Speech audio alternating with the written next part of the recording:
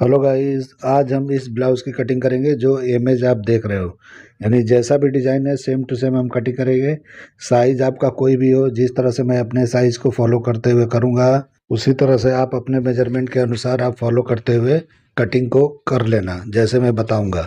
तो चलिए वीडियो शुरू करते हैं। तो मैं पहले डिज़ाइन दिखा देता हूँ और इसको रख के साइड में मैं इसको कटिंग करूँगा ताकि आपको समझ में अच्छी तरह से आएगा कैसे मैं फॉलो कर रहा हूँ। उस तरह से आप फॉलो करते हुए कटिंग कर लेना। तो मेजरमेंट मैंने ऊपर लिखा है, मैं अपने मेजरमेंट के हिसाब से कटिंग करने जा रहा हूँ। आपके पास कोई भी मेजरमेंट हो उसके हिसाब से आपको मार्किंग करना है। यानी आपका जो भी लेंथ है वो लगाना है, आपका जो भी डार्ट पॉइंट का लेंथ है वो लगाना है। बॉडी मेजरमेंट के हिसाब से कटिंग मैं बता रहा हूँ। आपने जो भी बॉडी से नापा है उस हिसाब से आपको करना है। तो लेंथ का निशान मैंने लगा दिया। अभी शोल्डर नापेंगे तो शोल्डर जितना भी है उसका हाफ करके निशान लगाना है। यानी मेरा 15 इंच है तो मैं 7 हाफ पे निशान लगाया। इसी तरह से लगाना है आपको जितना भी आपका होगा। 1 इंच शोल्डर को डाउन करना है। कोई भी साइज होना तो 1 इंच ही करना है। और नेक का ब्रॉडिंग का निशान 2.25 पे लगाना है। आपको भी लगाना है, कोई भी मेजरमेंट होने दो, कोई भी साइज होने दो। उसके बाद शोल्डर को स्लोप कर देना है जैसे मैं कर रहा हूँ। उसके बाद यहाँ पे जो भी आपका डार्ट पॉइंट है वो निशान मैंने नहीं लगाया था, अभी नाप के मैं लगा रहा हूँ। तो आपका जो भी होगा उतने पे आपको लगा लेना है। तो देखिए मैंने लगा लिया है मेजरमेंट के हिसाब से। आप देखो मैंने ऊपर लिखा है, उसी हिसाब से आपको अपने हिसाब से करना है। मैं इस मेजरमेंट के हिसाब से कटिंग आपको बता रहा हूँ। अभी आर्मोल का लेंथ उतारना है तो 7 पे ही उतारना है। कोई भी साइज होने दो, 7 पे निशान लगाओ और उसके बाद वहीं पे अपर चेस्ट नापना है। तो देखिए मैं वहाँ पे लाइन करके पहले दिखा देता हूँ जहाँ पे मैंने आर्मोल का लेंथ लिया है। देखिए मैंने लाइन कर दिया। अब यहाँ पे अपर चेस्ट नापेंगे। तो जो भी आपका अपर चेस्ट होगा उसको 4 से डिवाइड करके निशान लगा देना है जितना भी होगा। उसके बाद हाफ इंच बढ़ा लेना है। तो जैसे मैं बढ़ा रहा हूँ इस तरह से बढ़ा के एक निशान लगा लेना है। अभी शोल्डर माइनस करना है तो शोल्डर माइनस सिर्फ हाफ इंच करना है। देखिए मैं हाफ इंच माइनस करके निशान लगाया, इसी तरह से आपको लगाना है। अभी यहाँ पे 4 इंच नीचे, 4 पे, 3.25 पे, 3.5 पे, कहीं भी आप कर सकते हो। और वहाँ पे हाफ इंच और माइनस कर लेना है। देखिए मैंने कितना नीचे किया है, 4 इंच के करीब। उतना नीचे करके आपको इस तरह से हाफ इंच और माइनस करके निशान लगा लेना है। यहीं से हमारा प्रिंसेस कट का शेप आएगा। अभी जो भी फुल बस्ट है उसको 10 से डिवाइड करना है। उसके बाद उतने पे निशान लगा लो या 1 पॉइंट माइनस पे लगाओ, प्लस पे बिल्कुल नहीं लगाना है। उसके बाद यहाँ पे जो भी वेस्ट है वहाँ पे जो भी आपने डार्ट पॉइंट का निशान लगाया है उससे 0.25 इंच माइनस यहाँ पे निशान लगाना है, यानी कम करके। और उसके बाद में 1/4 इंच का निशान एक नीचे लगा के इस तरह से आपको शेप दे देना है वेस्ट पे। उसके बाद ऊपर से नीचे तक जो भी निशान आपने लगाया है उसको इस तरह से शेप देना है जैसे मैं दे रहा हूँ।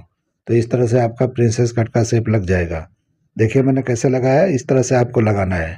डिज़ाइन आपको स्ट्राइप वाला दिखता होगा लेकिन मैं पूरा मार्किंग करके दिखा रहा हूँ ताकि आपको अच्छी तरह समझ में आए, आप इसको अच्छी तरह फॉलो कर पाओ। अभी 0.25 इंच का डार्ट यहाँ निकालना है आर्मोल पे, क्योंकि अपर चेस्ट और चेस्ट में सिर्फ हाफ इंच का फ़र्क है। तो आपका जो भी फ़र्क होगा उस हिसाब से आपको कम ज़्यादा लगाना होगा। अभी आर्मोल हम नाप लेंगे तो जो भी आपका आर्मोल होगा इस तरह से नाप लेना है। अगर नाप लोगे, अगर बराबर आता है तो ठीक है, छोटा आता है तो नीचे निशान लगा के बढ़ा सकते हो, बड़ा आता है तो ऊपर निशान लगा के छोटा कर सकते हो।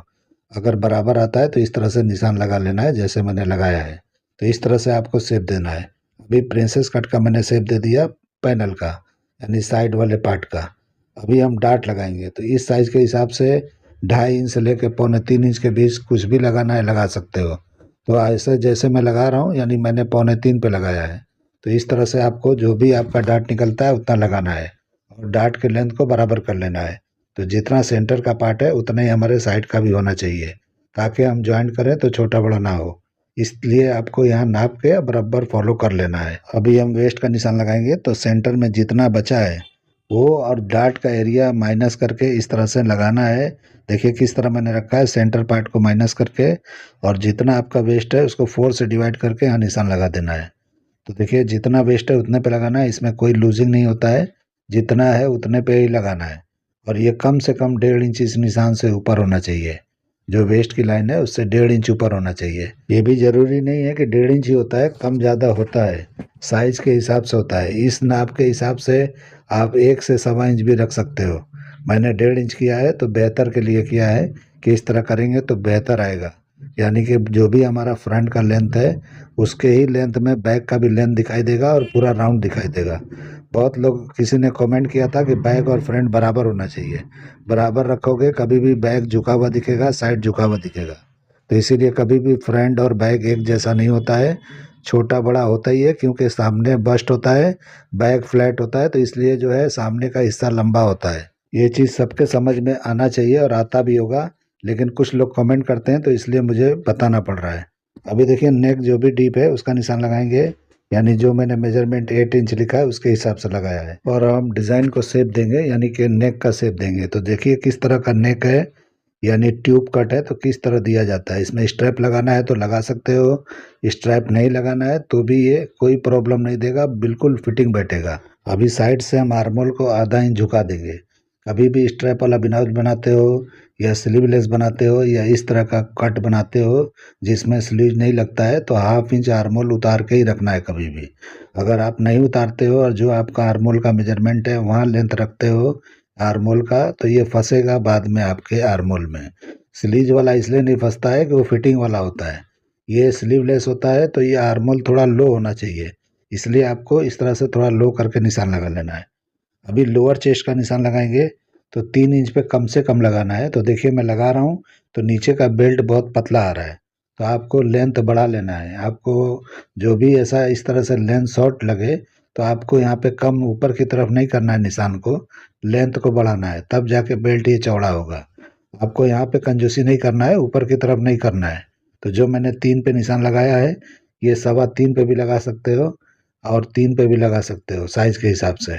उससे आपको ना ज़्यादा लगाना है ना कम लगाना है। अब उसके बाद में देखिए मैं यहाँ लेंथ बढ़ा ले रहा हूँ, क्योंकि लेंथ ये शॉर्ट है तो मैं आधा इंच बढ़ा रहा हूँ। आप 1 इंच भी बढ़ा सकते हो परफेक्ट चौड़ा बेल्ट के लिए। तो आपको कितना बेल्ट चौड़ा चाहिए, यहाँ पे मेजरमेंट डिसाइड हो जाता है कितना लेंथ आएगा। अगर आप मेजरमेंट बैक से लेते हो लेंथ वगैरह और उसके हिसाब से आप कटिंग करते हो तो आपके फ्रंट का ये लेंथ परफेक्ट निकलेगा ही नहीं, कुछ ना कुछ प्रॉब्लम उसमें हो ही जाएगा।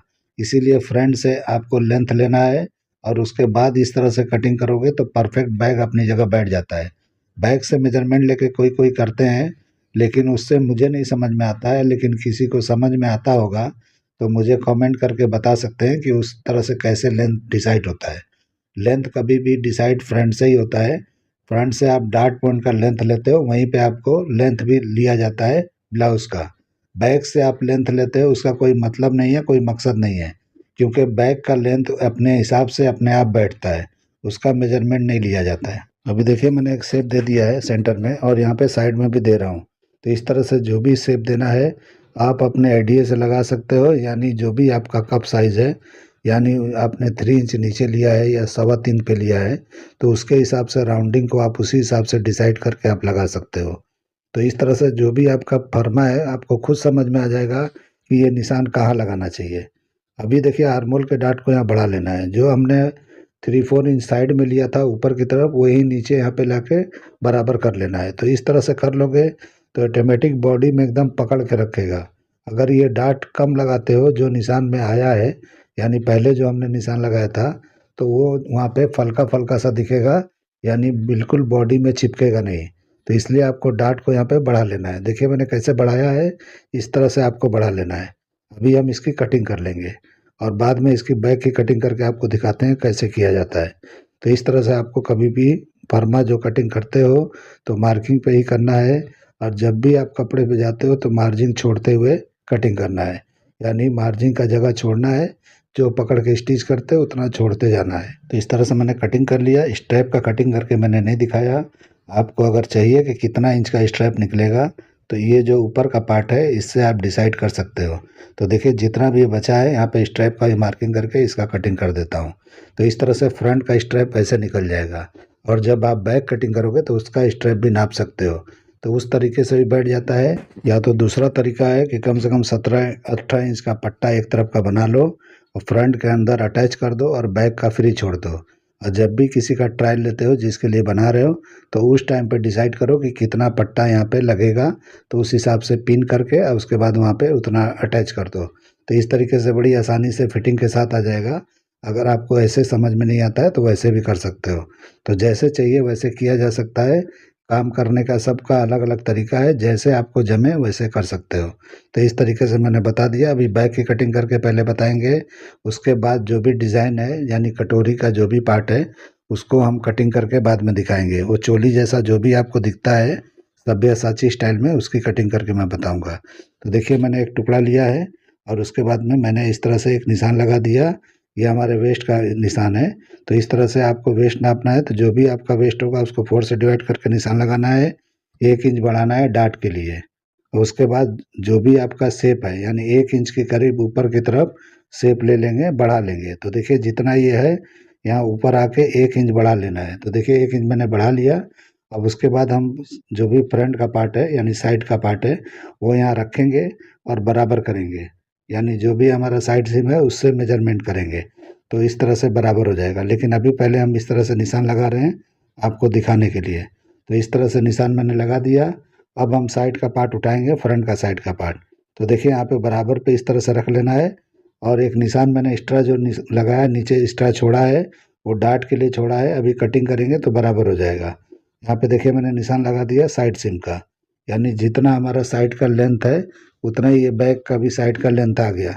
उसके बाद यहाँ पे हल्का क्रॉस करके एक निशान लगा लेंगे। उसके बाद हम डाट वोट कटिंग करके बाद में इसको शेप देंगे अच्छी तरह से। तो देखिए मैंने निशान लगाया, अभी हमको कटिंग कर लेना है। ये 3 तरफ से कटिंग करना है। ये सामने का पार्ट है, ये हमारे हुक आई का पार्ट है। तो इस तरीके से यहाँ पे हुक आई के लिए बैग ओपन होगा, तो इस तरह से आपको छोड़ देना है। अभी देखिए मैं इस तरह से कटिंग कर रहा हूँ डाट का। तो जो भी डाट हमारा है उतना हमको हाफ करके कटिंग कर लेना है। तो 1 इंच हमने डाट के लिए रखा था, तो हाफ इंच पे निशान लगाएंगे और उसके बाद कटिंग करेंगे। तो पूरा यहाँ पे लेंथ कटिंग कर देना है, यानी जितना ऊपर तक जा रहा है वो कटिंग करके निकाल देना है। तो देखिए मैं अभी कटिंग कर रहा हूँ और उसके बाद निकाल देता हूँ। तो जैसे जैसे मैं कर रहा हूँ उसी तरह से आपको फॉलो कर लेना है। कोई भी साइज होने दो, कुछ भी होने दो, इसी तरह से करना है। जो मैं तरीके बता रहा हूँ मेजरमेंट के हिसाब से आपको फॉलो कर लेना है। तो देखिए मैंने कटिंग किया और डाट को मैंने यहाँ क्लोज कर दिया। यहाँ पे टेप लगा के चिपका देना है।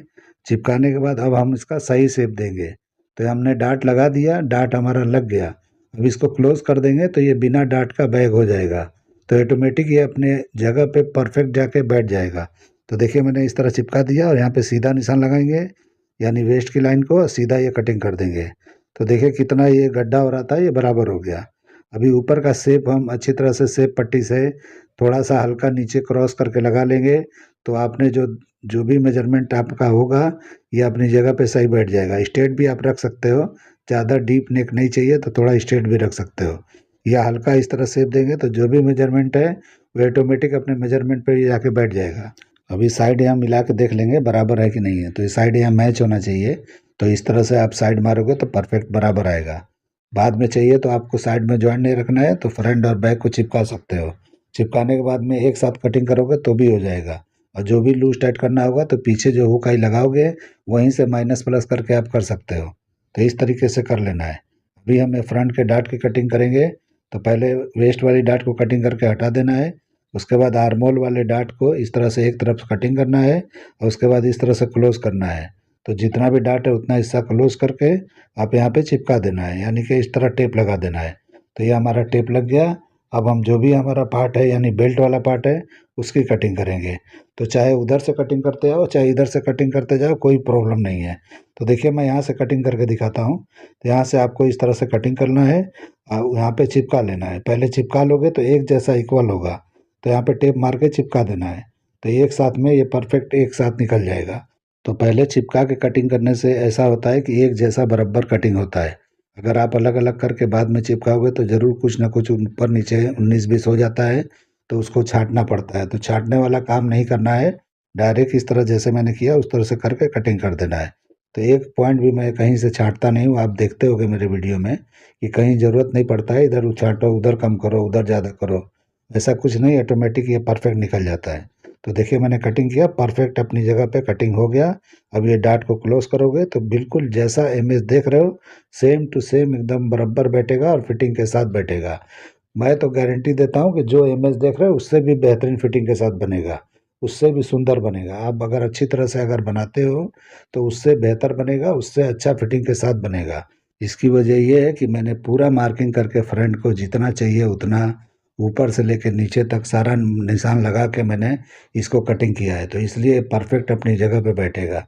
अगर डायरेक्ट कटिंग करते हो तो उसमें थोड़ा शक होता है कि ये बराबर बैठेगा कि नहीं बैठेगा, ऊपर बैठेगा नीचे बैठेगा, या बराबर अपने डार्ट पॉइंट पे सही जगह बैठेगा या नहीं बैठेगा, साइड सीम सही जगह बैठेगा, अर्मोल सही जगह बैठेगा कि नहीं बैठेगा।